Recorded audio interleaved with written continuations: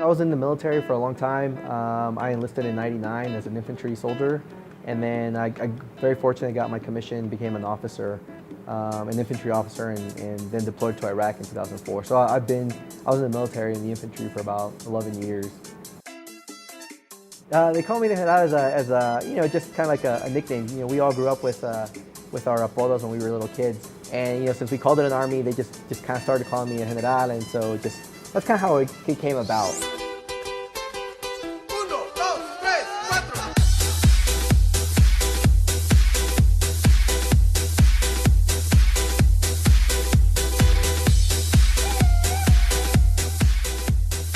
Pancho Villa's Army started in 2011.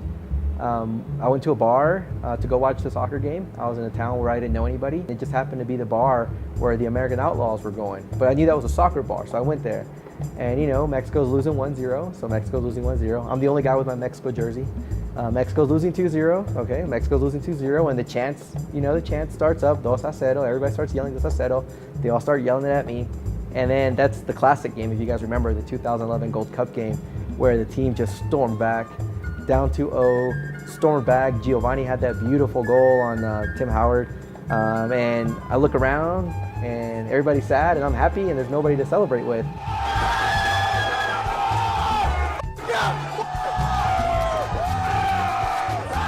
So that's kind of how Pancho Villa's Army started. I said, there's got to be someone out there who wants to see Mexican soccer with me in this city.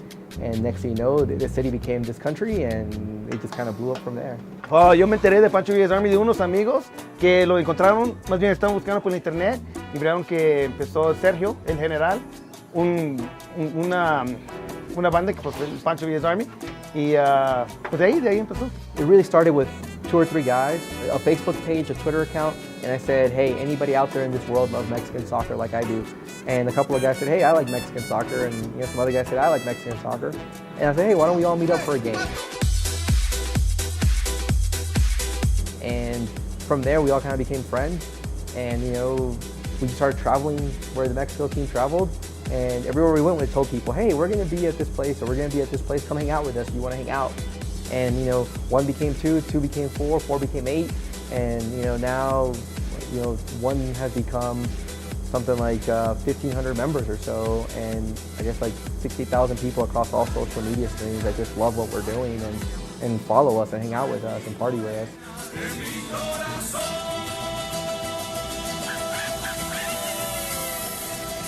Pancho Villa's Army is a soccer supporter group in the United States, but it's a little bit more than that. It's kind of like a fraternity. It's a social club of people who just love Mexican soccer, love their heritage and their culture, where they come from, and who just kind of get together, every couple months and celebrate a little bit of that around soccer. The way I tell people, it's your tailgate party that you do for any university, but with an ñ on it.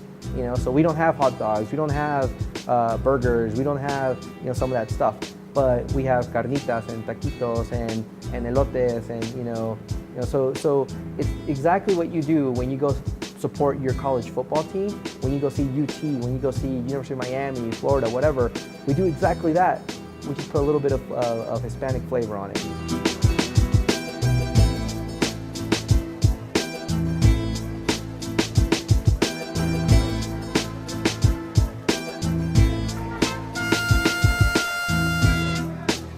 The name itself kind of derives obviously from Pancho Villa, the revolutionary Mexican general. What you read about him and how he united the people. And so we kind of thought, there's got to be more. It's not just about partying and having fun.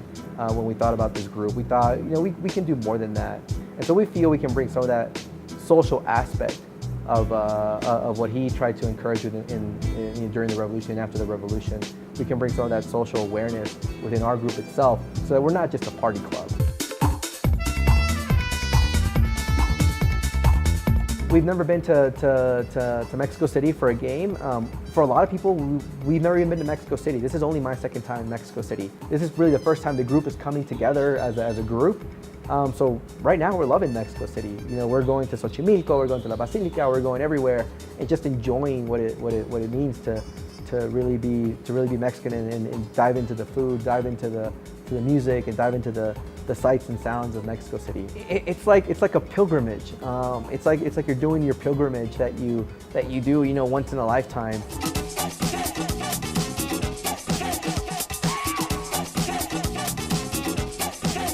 You know, a lot of people try to say that there's some nationalistic conflict, but for us it's a sport, you know? If Mexico loses, and we're gonna be sad, but the world goes on. So a lot of people try to paint this huge conflict and antagonism between us and American fans or US fans. You know, we'll buy them a beer, say good game, and we'll see you at the next time. Mexico!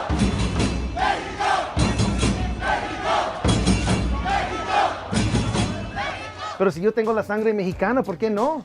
Yo soy mexicano. Bueno, Estados Unidos es donde vivo también, pues claro, nací allí. Pues tengo también la pasión de los Estados Unidos, pero yo me siento 100% mexicano. Claro que sí, se enchila la piel, empieza a veces unas lágrimas. No, es algo muy especial para nosotros. My whole youth, I spent it at least 4 or 5 months out of the year. I would spend it here in Mexico. You know, played soccer on the streets, al chesco, you know, el que pierde que paga al chesco, and so we love to carry that biculturalism and as ambassadors of who we are and our love for soccer in general. It's something that you're just proud of.